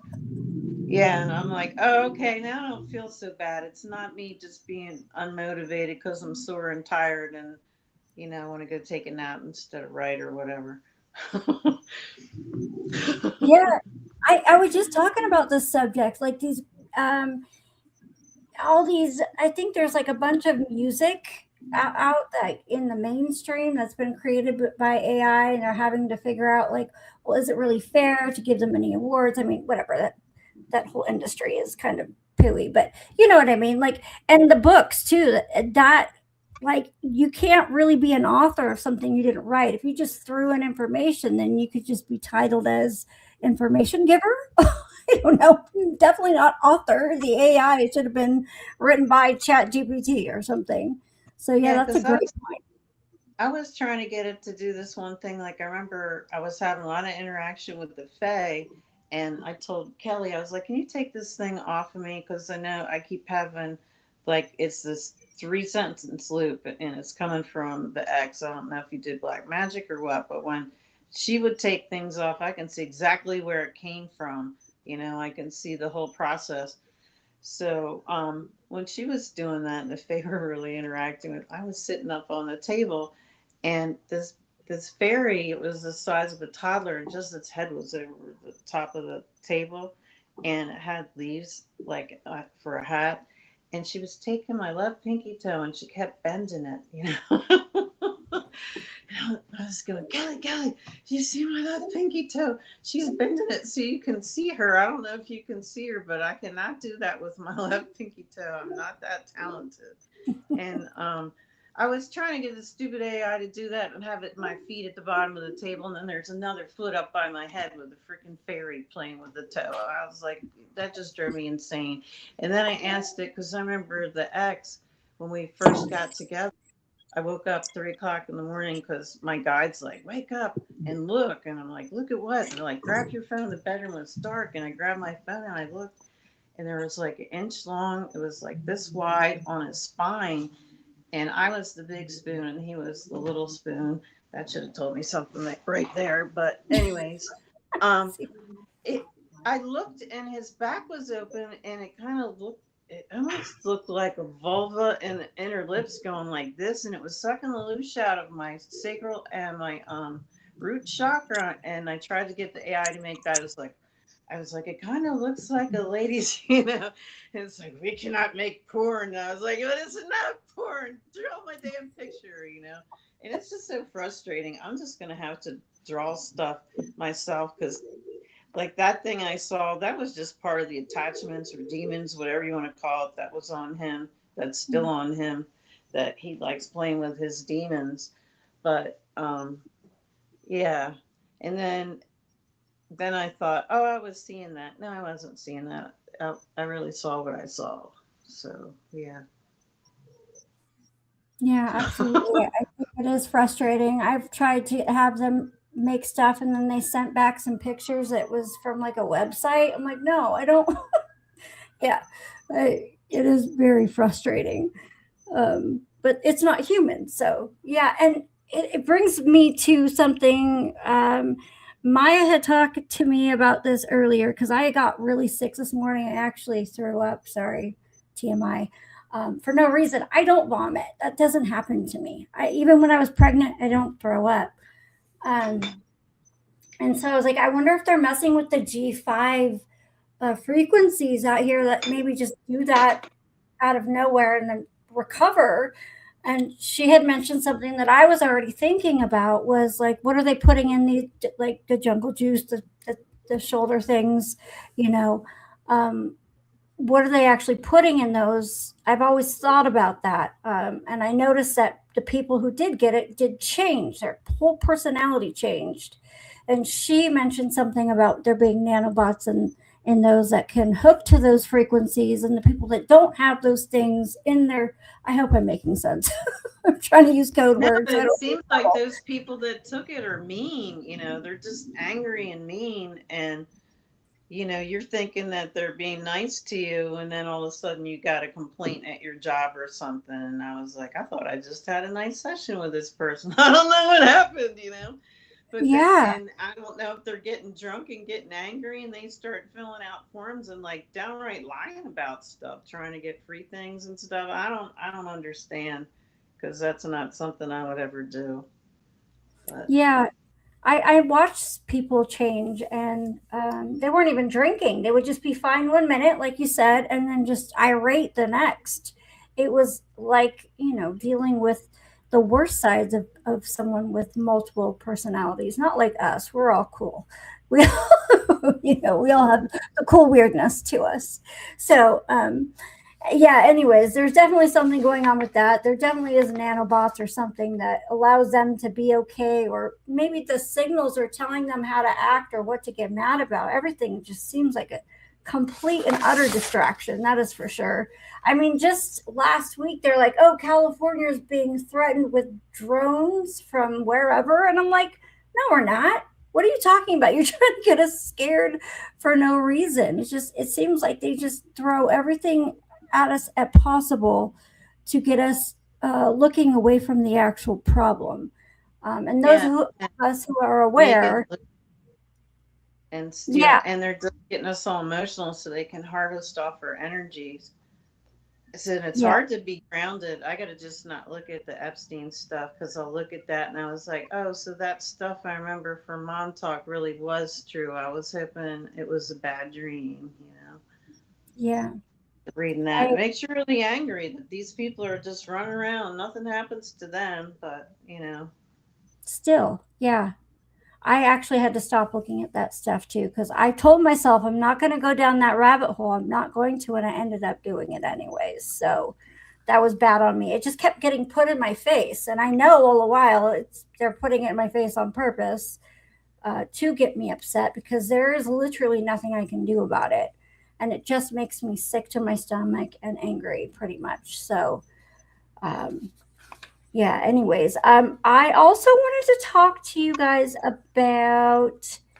So, when I say channeling, someone actually came in. I think it was Rainbow Unicorn Moonbeam, who had mentioned something about channeling, like channeling ETs, or perhaps like Bashar does. I think there's a huge misconception about what channeling is as a whole. Like, yes, you can channel other beings if you want to put yourself in that position or you feel safely doing that. But I wanted to maybe end on a topic about what channeling is to you, and how you see it, and maybe how you mistook it in the past. If anyone wants. I never channeled in the sense like channeling.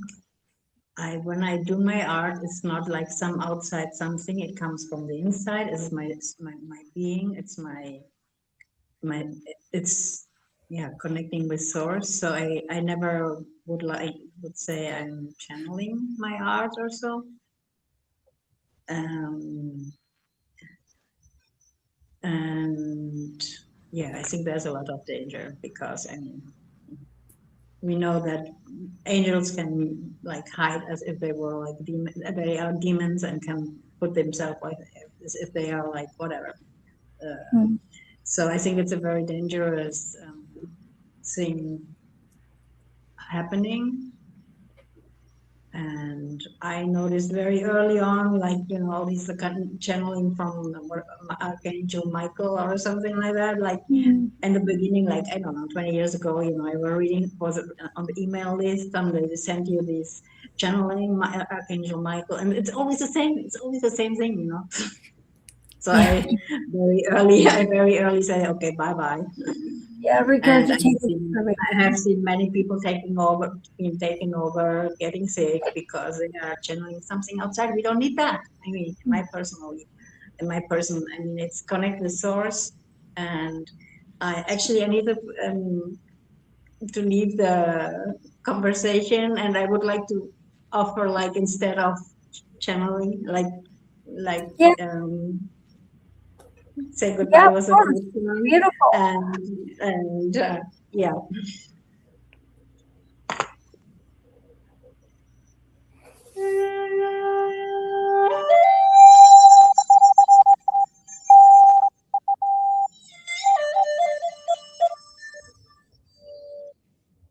And meanwhile, let's all channel our inner sweet source connection and make a little imagination and love to this world.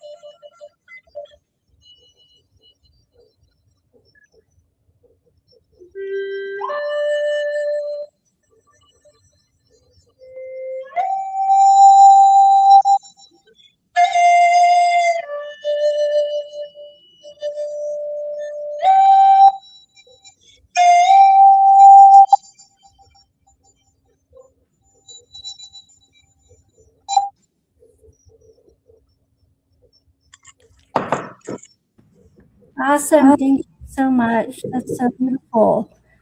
Thank you so, so much. And when I say channeling, I don't mean from an outside source. I think what we do naturally, like playing music, is from our higher self or our inner self. It's a form of, to me, it's a form of channeling. I also don't believe in allowing some other outside spirit to come in to me and have me speak for it either. So I told,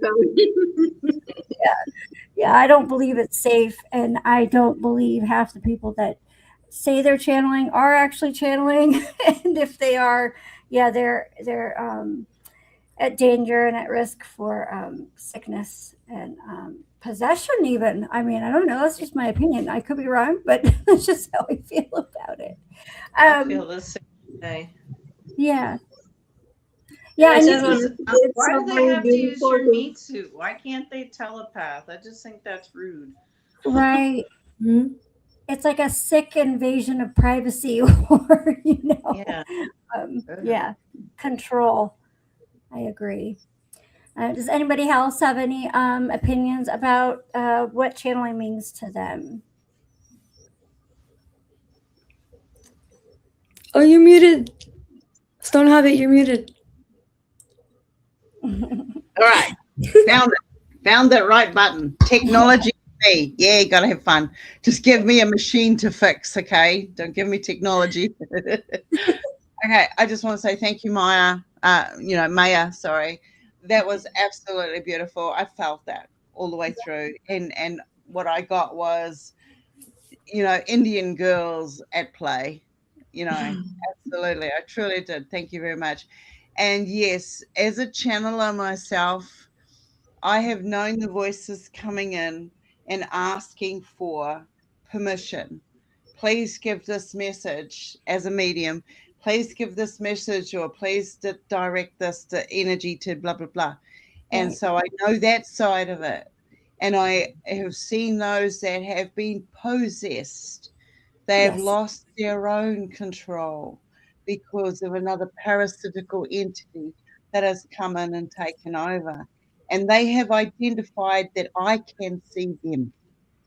And so when you experience both host and parasitical entity becoming aware of what's going on, I know the difference between for what I call my personal true channeling. When something is trying to force its way in, that's a no-go. That's 100% no-go. You don't have permission to do that. If you're desperate, and I do understand that there is this energy desperation for them to get their message across, even though they don't have the understanding of, hey, why don't you got to slow up a little bit? You got to slow your energy down.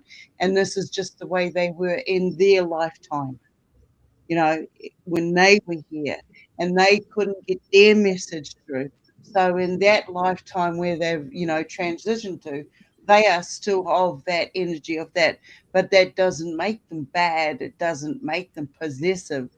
It's like we as communicators have to be able to differentiate. It's not just the psychology of man, it's the psychology of many species, beings, encounters, plants, all the 5 elements that exist. This is the communication level. And when we can say, okay, we understand where, what, when, how it's coming in, then we are aware of those that are parasitical entities that are going to harness and harvest us to cause and create chaotic adventures down the line, or those that are really desperate for, please just give me that answer. If you are raised in a traumatic state and you pass over, you're stuck in that traumatic state. And I have encountered a few of those in my time. I'm not going to exaggerate, but I've encountered those in my time. And once they understand, they've already passed over, and they don't need to be that angry anymore. They can release that, and then they'll be free. I'm not into the hairy fairy angelic side of it, because I see all of that as another form of a reset, another form of a distraction at that time. Look at the amount of cultures that are out there that have the same stories over and over again, the 12 apostles or the 12 followers, and this and that. And it's always, and the fairy tales, these are when we strip away all of that distraction, we are living all of that's been created. So therefore now we are the creators with all of that knowledge, and we can create more. So any voices, wherever they may come from, we can turn around and say, oh yes, I feel comfortable enough and safe enough to be able to pass that message on, or that energy. Or it's like, no, you're not getting entry. We are the guardians. The light bearers. Yeah, we are the guardians. So, that's how I see it. So, yeah, thank you all for sharing your energies and the way that you do it, and keeping each of yourselves safe, because by keeping yourselves safe and your dimension safe, you're helping us keep ourselves safe. You know, vice versa. We're doing some amazing work. To me, this is not just the physical boots on the ground anymore. There's another silent war at play, and we are the frontliners. So I don't know where that came from, but anyway, that's You're my gut. channeling.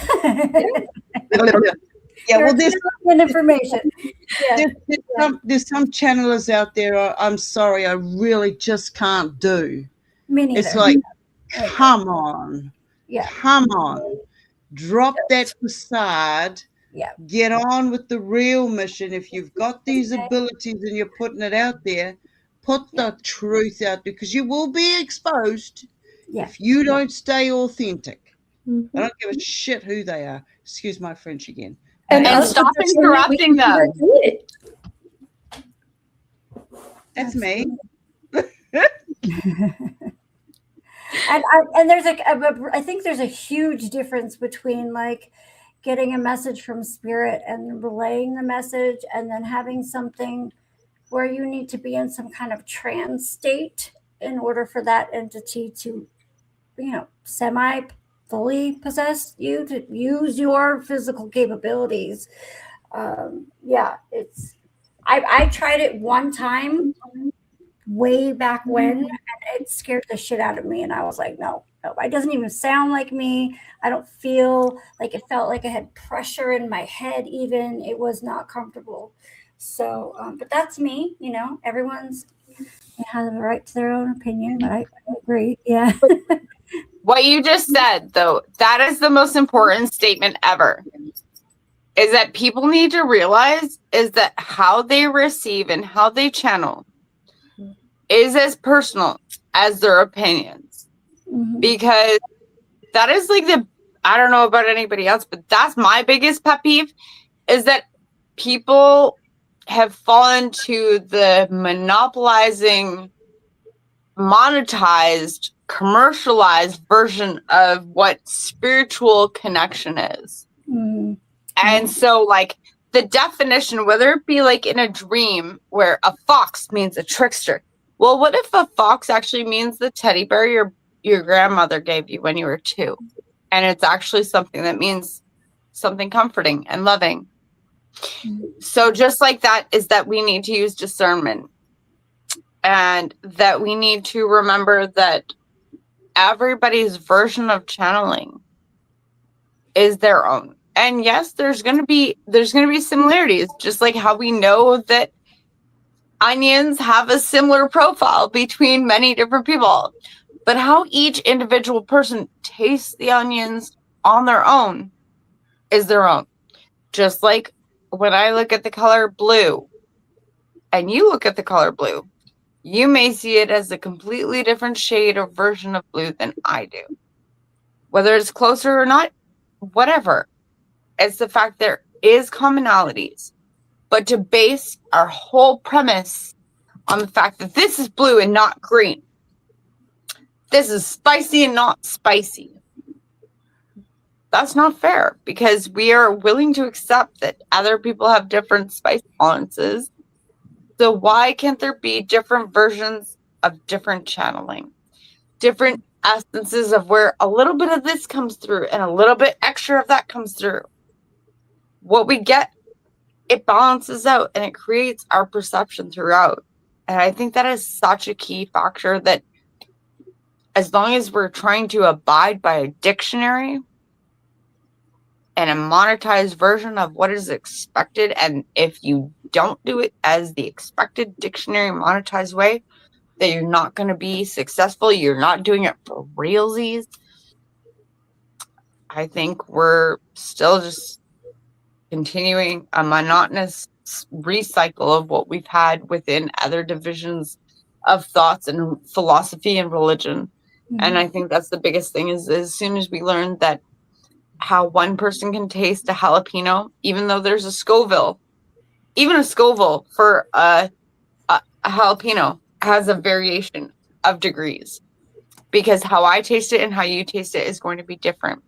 But yes, they come to a general agreement of it. But that doesn't mean that somebody who has a less spice tolerance is going to taste it the same. And so that's how, when we taste reality, when we taste channeling, when we taste the extra perceptions, is that we're all going to taste it differently.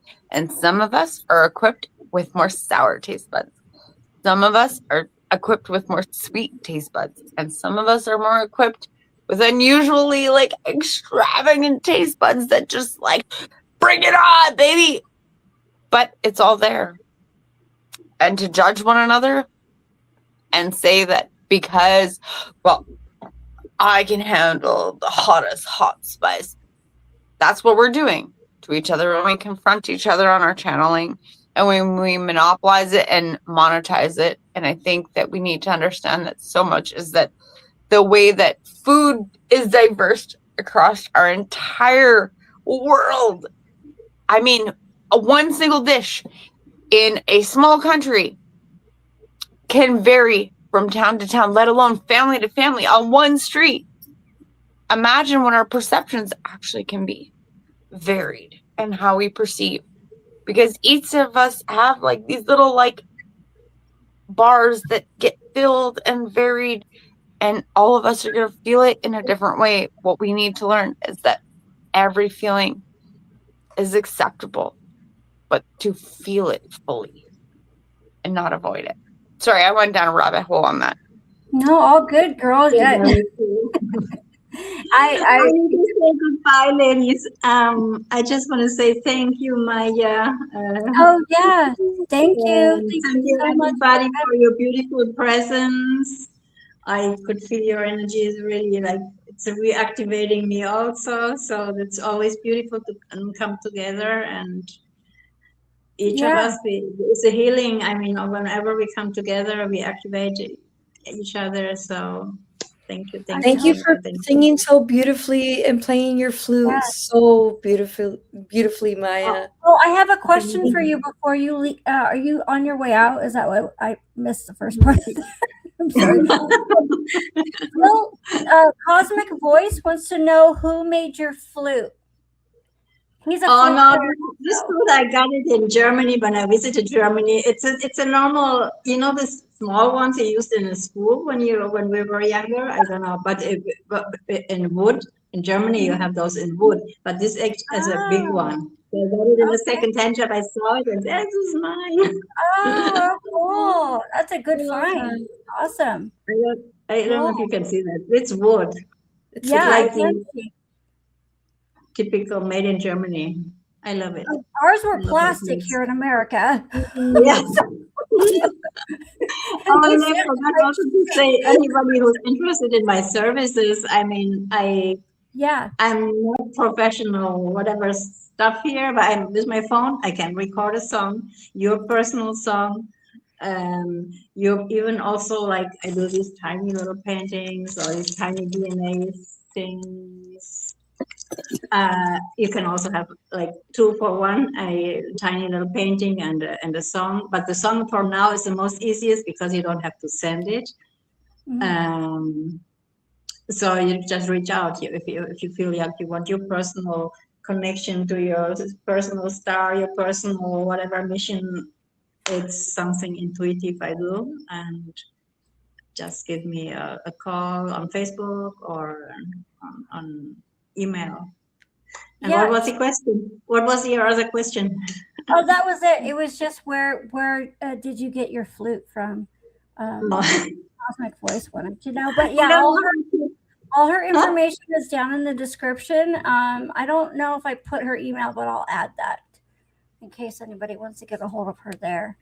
I don't know how to get out here. What's that? How do I get out here? Oh, you should have a little red button at the bottom with an arrow. It looks like a little door, maybe. It's at the bottom. Or you could just, I don't know how to do it. Are you on a phone? I don't know how to do it on the phone. I'm new at this. I didn't even know how to enter the live stream. She should see a red square with an arrow. Yeah. A white arrow. Sideways arrow. No arrow to see. But maybe if I press on myself, let's see. G, el micrófono, eliminar, Oh, Okay, there she figured it out. Okay, well, we've been going for 2 hours. I didn't think I'd make it. I'm actually freezing my booty off right now, but I would like to thank you all so much for joining me tonight. This was a new endeavor for me. I really appreciate your energy and your time, because time is like the most valuable thing we have left. Time and knowledge. So I really appreciate all of you Sure. so much.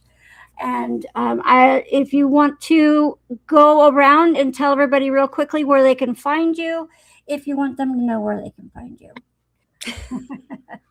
Tiffany, do you want to give that information out, or you want to pass? yeah. If anybody wants to reach me, you guys can find me on Instagram. I don't know my name, so hold on. Let me check my profile real quick.